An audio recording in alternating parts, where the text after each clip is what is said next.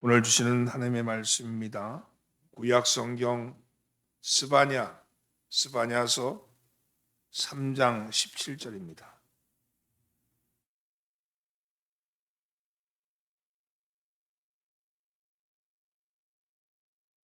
스바냐서 3장 17절 말씀을 한 목소리로 봉독합니다.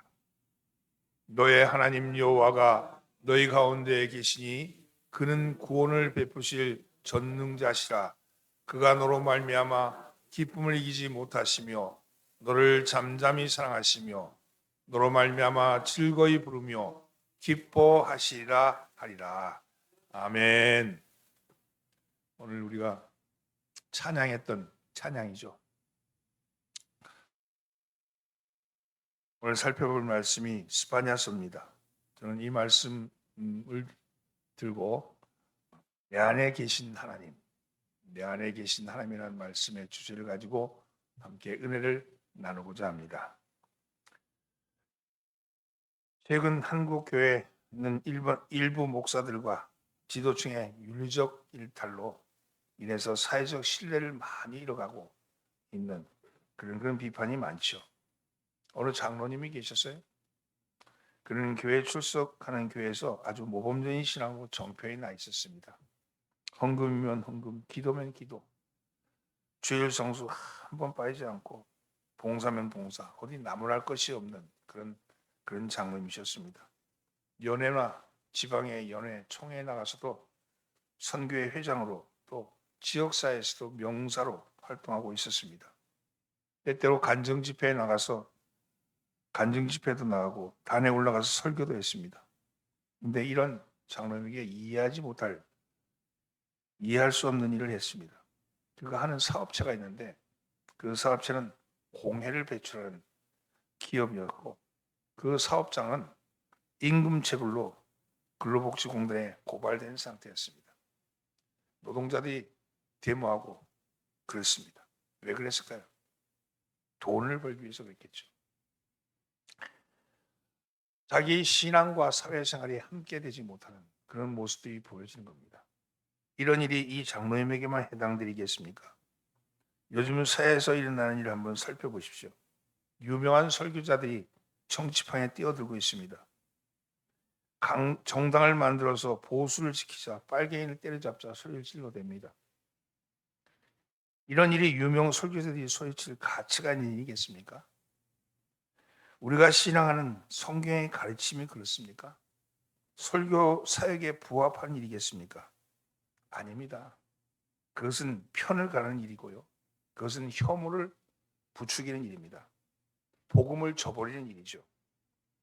내 생각과 달라도 내가 추구하는 가치와 다르더라도 우리의 가치는 생명입니다. 살리는 일이 우리의 가치죠.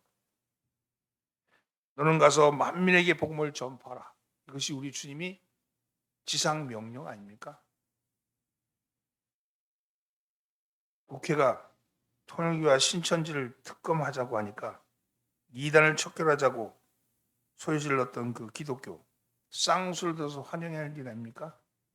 우리가 우리의 힘으로 이단을 척결하지 못하면 국회라도 나서 이단을 척결해야 되는데 기독교 연합회, 기독교인들이 모이는 연합회라는 데서 종교 자유를 탄압한다는 이름으로 성명서를 내고 반대한다면 이게 사회 사람들이 볼 때 뭐라고 생각했어요?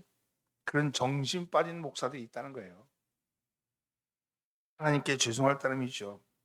이런 이 양식이 있는 사람들이 생각할 때 개독교라 그러고 목사라는 소리 듣지 않겠습니까?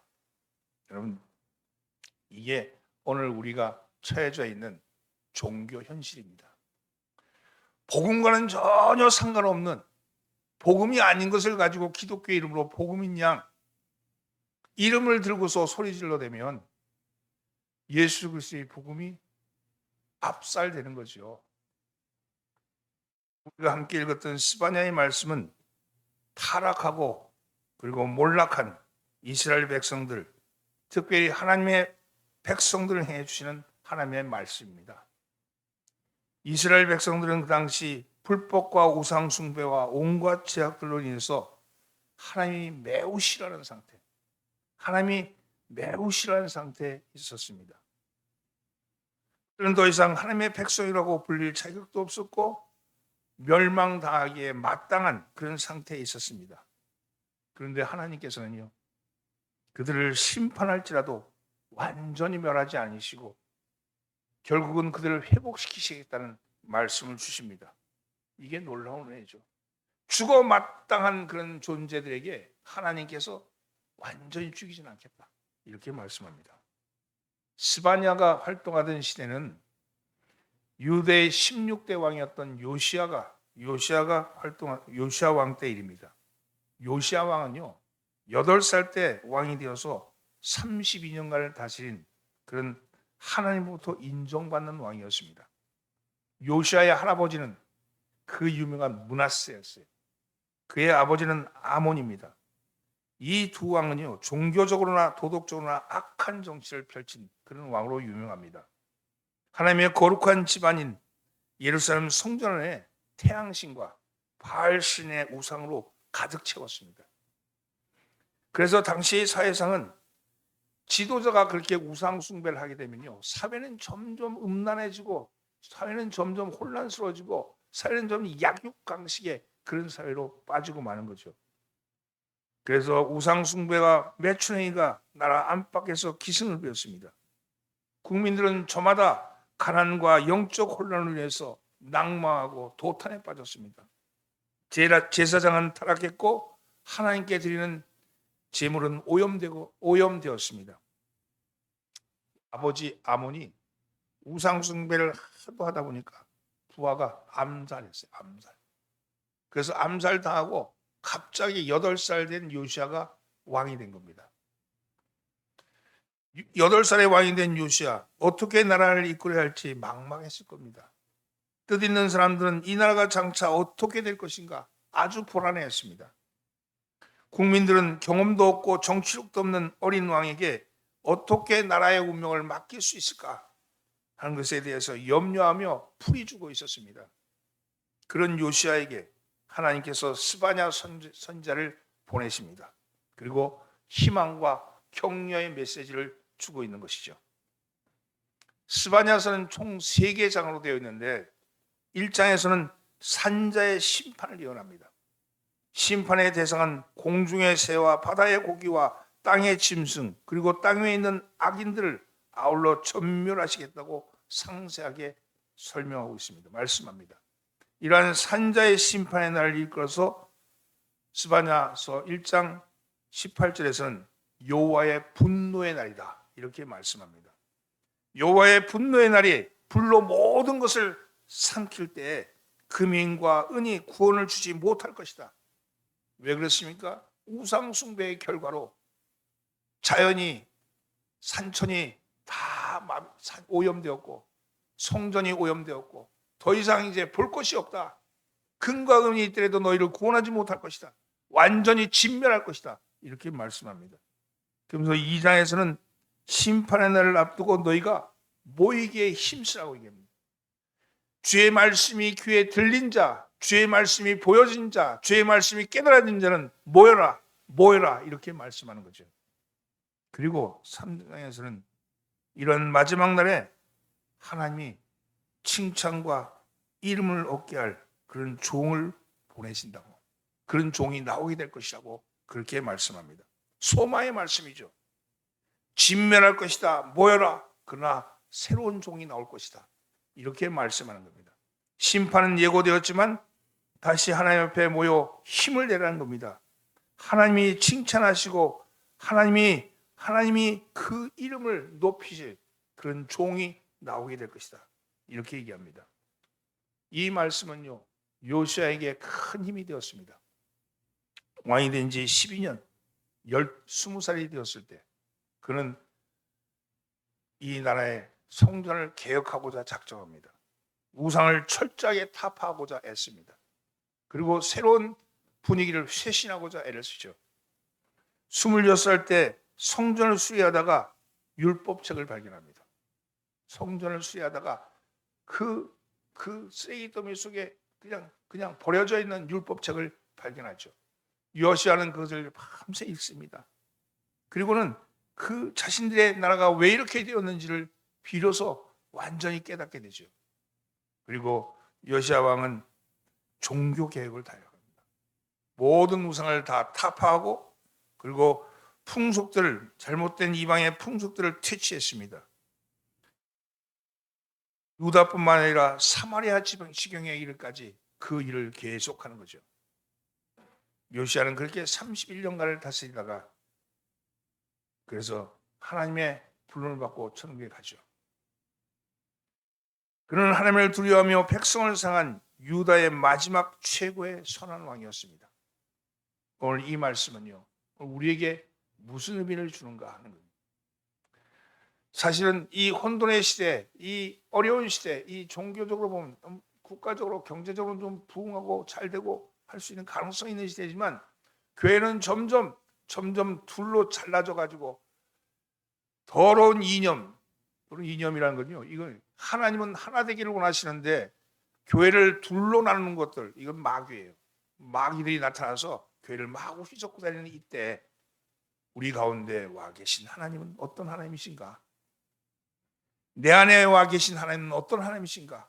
이 하나님, 내 안에 있는 하나님을 발견하고자 스바냐서 3장 17절 말씀을 가지고 함께 은혜를 나누고자 합니다.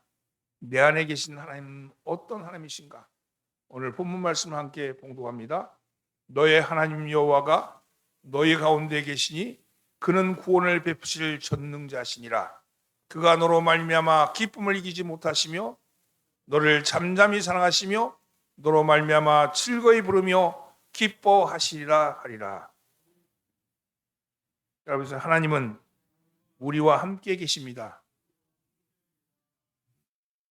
그러니까 사람들이 하나님이 어디 계시냐? 하나님이 어디 계시냐?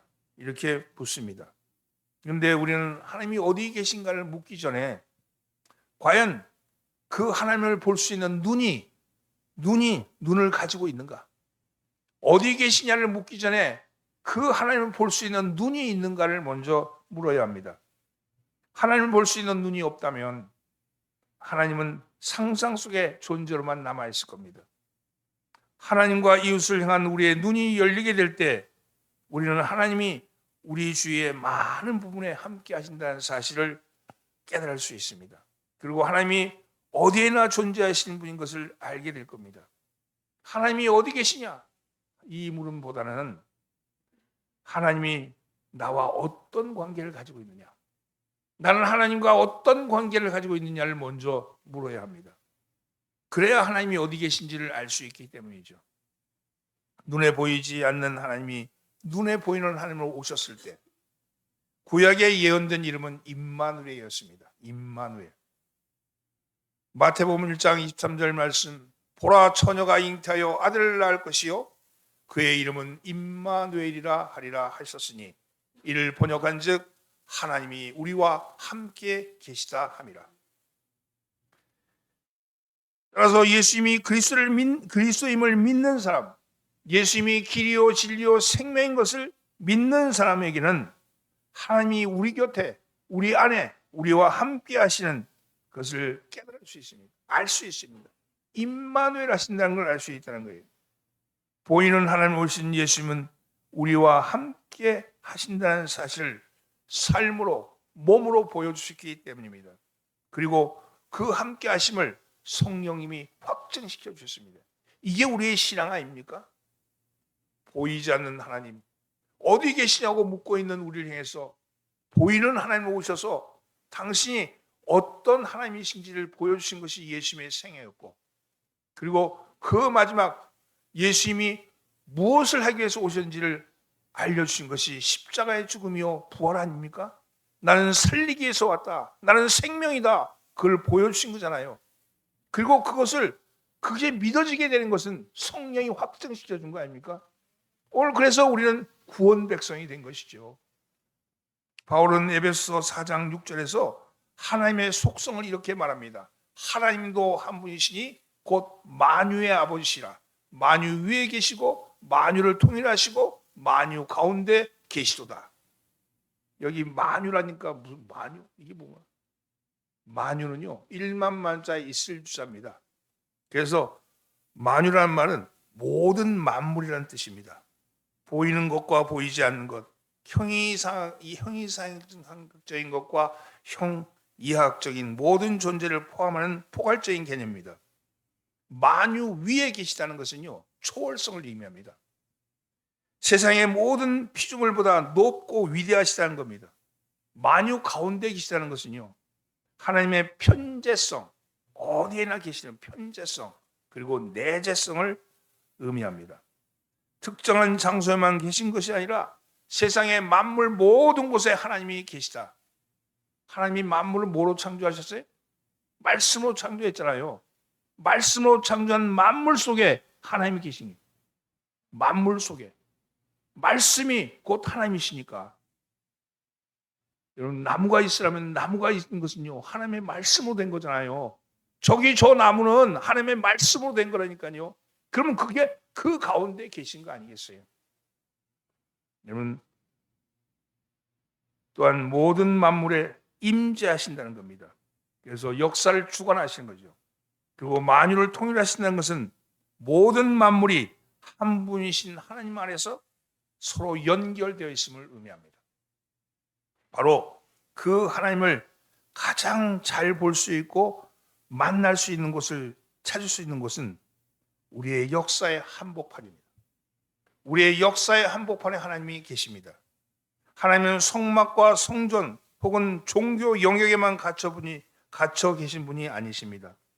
하나님은 모든 만물 위에 계시고 만물 안에 계신 분입니다. 그러므로 오늘의 역사 속에 하나님의 계심을 발견하고 우리의 사회와 역사가 하나님의 계심으로 인해서 아름답도록 하는 것은 하나님을 믿는 우리 모두의 사명이요 책임입니다. 여러분, 하나님 역사 가운데 계셔요. 여러분, 우리가 어떤 일이 일어날 때 그 일이 이렇게 되면 멸망하고 이렇게 되면 가능성이 있는 건 그런 일이 일어나잖아요. 우리 역사에 우연이라고 얘기하는 일들이 우리들 속에 많은 부분의 역사를 바꿔놓기도 하잖아요. 하나님은 그 가운데 일하시는 거예요. 하나님이 역사를 이끌어 가시는 거예요. 그래서 역사를 뭐라 그래요? 히스토리라고 하잖아요. 그분의 이야기, 그분이 끌어가시는 이야기가 역사예요. 오늘 하나님은 우리의 역사 가운데 일하십니다. 하나님은 정의를 이루어 가시고, 하나님은 공평을 이루어 가시고, 하나님은 평화를 이루어 가시고자 했습니다. 그 살리는이죠. 인간은 질서를 파괴로, 혼란으로 만들잖아요. 카오스를 코스모스로 만드는데 코스모스를 카오스로 바꾸는 거, 그게 인간이잖아요. 인간은 하나님 만든 질서를 혼돈으로 바꾸는, 혼돈을 질서를 만든 하나님, 질서를 혼돈으로 만들어가는 죄악된 인간들. 그러나 그럼에도 불구하고 끊임없이 하나님은 역사 가운데 개입하시고 역사와 함께 하신다는 거예요. 역사를 보면 하나님이 계심을 알 수 있는 거예요. 오늘 여러분, 하나님의 역사 안에 계신 하나님을 발견할 수 있는 열린 마음과 볼 수 있는 눈이 열리기를 예수님으로 축원합니다. 또한 하나님은 내 속에 계심을 알 수 있습니다. 내 안에 계심을 알 수 있는, 우리 모두는 하나님을 모시고 살아가는 존재입니다. 우리는 하나님의 마음을 하나님이 계실 수 있는 장소로 만들어야 합니다. 생각과 마음은 달라요. 생각과 마음은 달라요. 여러분, 생각 속에 계시지 아니하고 마음 속에 계시는 거예요. 자기 마음 속에 하나님을 모시고 가는 사람은 바로 자신의 삶을 천국을 이루고 살아가는 겁니다. 이것은 살아서 하나님의 사람이 되는 방법입니다. 우리 마음 속에 형제에 대한 미움, 형제에 대한 증오, 시기심, 욕심을 몰아내셔야 합니다. 그리고 우리의 마음을 하나님이 계실 수 있는 장소로 만드셔야 합니다. 우리의 마음을 하나님이 계신 곳으로 만들어가며 지금 여기서부터 천국을 이루어가는 거죠. 마음속에, 생각 속에 형제를 사랑해야지 그거 말고 정말 마음속에서 간절히 형제를 보면서 사랑하는 마음이 있을 때 그 마음은 일하게 하죠. 생각이 일하게 하는 게 아니라 마음이 일하게 하는 겁니다. 여러분, 내 마음이 천국 돼야지 그곳에 하나님 계신 거예요. 오늘 사랑하는 성도의 마음이 천국 되기를 예수님으로 축원합니다. 하나님은 또한 우리의 이웃 가운데 계십니다. 주님께 있어 이웃 사랑과 하나님 사랑은 전혀 별개의 것이 아닙니다. 왜냐하면 내 안에 계신 하나님이 이웃의 안에도 계시기 때문에, 이웃 안에도 계시기 때문에, 내가 하나님을 사랑한다 그러면서 내 안에 계신 하나님을 사랑하는 것만으로 끝나는 게 아니고 내 이웃 안에 있는 하나님도 사랑하셔야 합니다. 내가 하나님을 사랑한다 그러면 이웃에 대해서 이웃 안에 있는 하나님도 사랑하셔야 되는 거잖아요. 여러분, 이웃 안에 계신 하나님을 볼 수 있는 눈이 열린다면 그러면 지금 같은 태도로 이웃을 대하지는 않을 겁니다. 하나님같이, 하나님 보듯이, 하나님과 함께 하듯이 그렇게 이웃을 대하지 않겠습니까? 여러분, 그렇게 될 때 여러분 이웃 안에 있는 하나님의 눈이 열려야 합니다. 여러분, 눈이 열리기를 예수님으로 축원합니다. 옆에 인사하면서 당신 안에 하나님이 계십니다.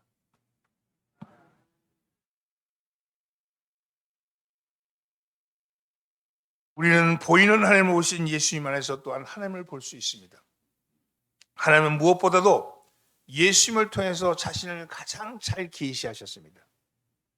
보이지 않는 하나님이 보이는 하나님을 오셔서 당신의 모습을 계시한 거죠. 예수님이 계신 곳에 하나님도 계셨고 예수님의 사역 가운데 하나님이 함께 하셨습니다. 하나님의 임재의 증명은 무엇보다도 하나님의 사역이, 예수님의 사역이 이루어지고 있는 것에 의해서 판단이 됩니다. 하나님의 임재는 예수님의 영이 계신 곳에 가장 확실하게 나타나기 때문입니다. 오늘 이 일을 하는데 이 일이 어떤 목사님이 어떤 일을 하는데 그 일이 예수님의 사역인지 자기 사역인지를 보면 알 수 있는 거예요. 저분이 하는 일이 강단에서 기가 막히게 설교 잘하는데 근데 세상에 나가서는 온갖 가지 나쁜 짓을 꾸민다면 그거는 하나님이 함께하는 사역이 아니죠. 말씀 안에는 주님이 역사할지 모르지만 그의 삶 속에는 역사하지 않는 거예요. 그렇게 따라가면 지옥불로 빠지는 거예요. 이런 말씀과 사역이 하나 되는 모습. 정말 말씀은 별로 그렇게 대단하게 그렇게 하지 못한다 할지라도 그의 삶 자체를 그렇게 살려고 했을 때 저 목사님 안에 예수님이 사역하는구나, 예수님이 일하시는구나를 깨달을 수 있는 거죠. 오늘 여러분, 그런 여러분들이 되기를 예수님으로 축원합니다. 예수님은, 하나님은 어디 계십니까? 어디에나 계십니다. 그 하나님으로 가득 찬 우리의 생애, 우리의 사회, 그리고 우리의 역사가 되었으면 합니다. 오늘 눈에 보이는 경제적인 게 어떻고 정치적인 게 어떻고 이런 국제적인 관계가 어떻고 이런 건요, 그런 거 우리에게 관심이 없습니다. 우리는 하나님이 일하시는 곳에, 하나님이 계신 곳에 우리가 관심 있고 우리가 거기 있습니다. 여러분, 하나님이 일하시는 곳에서 하나님의 임재를 체험하면서 살아가시는 여러분 되기를 예수님으로 축원합니다. 두 번째는요, 하나님은 구원을 베푸실 전능자이십니다. 따라서 하나님은 구원을 베푸실 전능자이십니다. 우리의 구원은 하나님께로부터 오는 겁니다. 우리는 때때로 세상 풍파와 죄의 유혹 속에서 두려움과 불안에 휩쓸 때가 있습니다. 그러나 우리의 하나님은 연약한 우리를 홀로 내버려 두신 분이 아니십니다. 그분은 우리 가운데 친히 임재하셔서 우리를 구원하실 전능하신 분이십니다. 이 말씀을 꼭 기억하십시오. 우리의 왕 되신 여호와 하나님께서 우리와 함께 하신다. 우리의 왕 되신 여호와께서 우리와 함께 하신다. 그분은 모든 재앙으로부터 우리를 보호하시고 우리의 원수를 물리치실 전능자이시다. 그렇습니다, 여러분. 우리의 하나님은 우리와 함께 하시며 우리와 함께 하실 뿐만 아니라 우리를 구하실 전능자이십니다. 우리는 어떠한 상황 속에도 낙심하지 않고 그래서 온 마음을 기울여 기뻐하고 즐거워할 수 있는 겁니다. 우리의 하나님은 절망 가운데 소망을 주시고 두려움 속에서 용기 주시며 슬픔 가운데도 기쁨을 주시는 분이십니다. 때로는 우리의 삶에도 스바냐 시대의 유다 백성들처럼 죄악과 고난, 두려움과 낙심이 찾아올 수 있습니다. 그러나 우리의 하나님 여호와는 우리 가운데 계신 구원을 베푸실 전능자이십니다. 우리의 상황이 아무리 어렵다 할지라도, 우리의 형편이 아무리 괴롭다 할지라도, 그러나 거기에 묶여 있지 아니하면 우리를 구원하실 전능자가 계시기 때문입니다. 사랑하는 성도는 그분의 능력으로 우리의 모든 어려움에서 우리를 건지실 겁니다. 그리고 마침내 우리에게 영원한 기쁨과 영광을 허락하실 겁니다. 오늘 사랑하는 성도는 어떠한 상황 속에서도 구원자 되시는 그분, 전능자이신 그분을 여러분 의지하시길 바랍니다. 그분이 내 안에 와 계십니다. 그분이 내 속에 와 계십니다. 그분의 이름을 부르고 그분과 함께함을 누리시기를 예수님으로 축원합니다. 이스라엘의 선지자였던 이사야 선지자는 이런 고백을 합니다. 이사야서 12장 2절 말씀에 보라, 하나님은 나의 구원이시라. 내가 의뢰하고 두려움이 없으니 주 여호와는 나의 힘이시며 나의 노래시며 나의 구원이심이라. 그리스도인이 이 땅에 살아가는 동안 무엇을 바라보며 살아야 하실 겁니까? 구원을 베푸실 하나님, 불가능이 없인 주님, 그 주님을 바라보며 살아야 될 것 아니겠습니까? 주 여호와는 나의 힘이시며 나의 노래시며 나의 구원이심이라. 오늘 이 말씀이 여러분의 말씀 되기를 예수님으로 축원합니다. 그 전능자가 여러분 안에, 여러분 속에서 여러분과 함께하기를 예수님으로 축원합니다. 또한 하나님은 나를 기뻐하시는 분이십니다. 그래서 하나님은 나를 기뻐하시는 분이십니다. 그가 너로 말미암아 기쁨을 이기지 못하며 너를 잠잠히 사랑하시며 너로 말미암아 즐거이 부르며 기뻐하시리라. 하나님, 내가 무슨 일을 했기 때문에, 내가 무엇을 잘했기 때문에, 내가 헌금을 많이 드렸기 때문에, 내가 기도를 많이 했기 때문에, 내가 신앙생활을 잘했기 때문에, 내가 착하기 때문에 그래서 기뻐하시는 것이 아니라는 거예요. 내 하나님 여호와는, 내 하나님은 너로 말미암아 기쁨을 이기지 못하며 너로 말미암아 즐거이 부르며 기뻐하신다는 거예요. 너 때문에, 너로 인하여, 너를 통하여, 그래서 네 존재 그 자체 때문에 기뻐하신다는 거예요.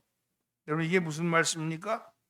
하나님께서는 우리가 지금 존재하고 있다는 그 사실 하나만으로도 그냥 기쁨을 이기지 못하신다는 거예요. 내가 내 자녀라는 그 사실 하나만으로 그냥 행복하다는 겁니다. 우리 아이 갓난아기 생각해 보십시오. 갓난아기가 쳐다보고 있으면 갓난아기가 뭘 해서, 갓난아기가 뭘 일을 해서, 아니 날 웃겨줘서 그래서 기뻐합니까? 갓난아기 그 자체로 기쁜 거 아니에요? 내가 손자 이렇게 보니까 너무 기쁜 거야. 우리 애들 때는 몰랐어. 근데 아이는 이거 키워야 되니까 의무였는데 손자는 기쁨이야 그냥. 아마 그래서 할아버지 할머니들이 손자 보면 되게 기뻐하는 이유는 의무감이 아니라 기쁨 때문일 거예요. 그렇죠. 여러분, 바로 그겁니다. 그것이 바로 하나님이 우리를 바라보는 마음이에요. 하나님은 우리의 존재 그 자체를 사는 것이 우리의 무슨 의로운 행위 때문에 사는 것이 아니라는 겁니다. 내가 내 아이라서 그래서 기뻐하고 좋다는 겁니다. 오늘 사랑하는 성도는 하나님은 존재 그 자체로 기뻐하시는 분이십니다. 우리가 하나님의 창조물이기에 우리를 바라보시면서 기뻐하시고 감격해 하시는 겁니다. 우리가 바로 그런 존재입니다. 하나님의 그런 존재에 대한 사랑을 믿을 수 있게 되기를 예수님으로 축원합니다. 오늘 여러분을 향한 하나님의 뜻은 그런 거예요. 내가 구원받은 백성인 것을 내가 깨달았느냐? 내가 얼마나 기쁜지 모르겠다. 내가 너를 구원하기 위해서 십자가에서 피 흘리면서 너에게 했던 그거 이제 알았느냐? 너무너무 좋다. 이러시는 거예요. 오늘 여러분, 존재 그 자체로 하나님 앞에 얼굴을 내미시기 바랍니다. 숨지 말고 감추지 말고 주님 앞에 이름의 모습을 온전히 드러내심으로 하나님의 기쁨이 되기를 예수님으로 축원합니다. 옆에 있는 인상, 당신은 하나님의 기쁨이십니다. 말씀을 정리합니다. 스바냐 시대, 그 시대가 오늘 이 시대일지도 모릅니다. 혼돈과 공허의 시대, 험한 것을 따라가면서 서로 죽이고 살육하는 시대, 빈부의 격차가 점점 벌어지고 있는 이 시대. 그래서 가난한 자는 가난해서 죽고 부자는 부자여서 죽고, 그럼 죽음을 향해 달려가는 그런 시대를 살아가고 있습니다. 종교 지도자들은 그것에 편승해서 살리는 일을 하지 않고 혐오와 차별을 부추기고 있습니다.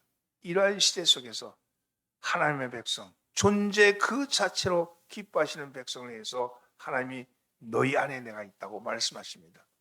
오늘 그 하나님을 여러분 발견하시는 여러분 되기를 바랍니다. 내 안에 계신 하나님 어떤 하나님이십니까? 나와 함께 하신 하나님이다. 임마누엘 하신 하나님이다. 구원을 베푸실 전능자이시다. 그리고 하나님은 나를 기뻐하시는 분이시다. 오늘 이 말씀을 들고 또 이 사회를 향해 나갈 때, 세상을 향해 나갈 때 이 말씀이 여러분의 마음밭에 깊이 새겨지고 힘이 되어서 여러분 승리의 원동력이 되어서 승리한 한 주간 되기를 예수님으로 축원합니다. 기도합니다. 내 안에 살아계시는 하나님은 우리와 늘 함께 하신다고 말씀합니다. 역사 속에서, 그리고 내 안에서, 내 이웃 가운데, 내 삶의 자리마다 우리 하나님은 함께 하신다고 말씀하십니다. 주님, 그 하나님을 깨닫게 하시고 의지하게 하여 주옵소서. 구원을 베푸실 전능자이신 우리 하나님, 나를 기뻐하신 그 하나님을 인하여 나의 삶이 새롭게 되게 하여 주시고 힘을 얻을 수 있게끔 은혜 베풀어 주옵소서. 이제 한 주간 살아가면서 주님과 동행하는 한 주간 되게 하여 주시옵소서. 우리를 구원하신 예수님의 이름으로 기도하옵나이다. 아멘.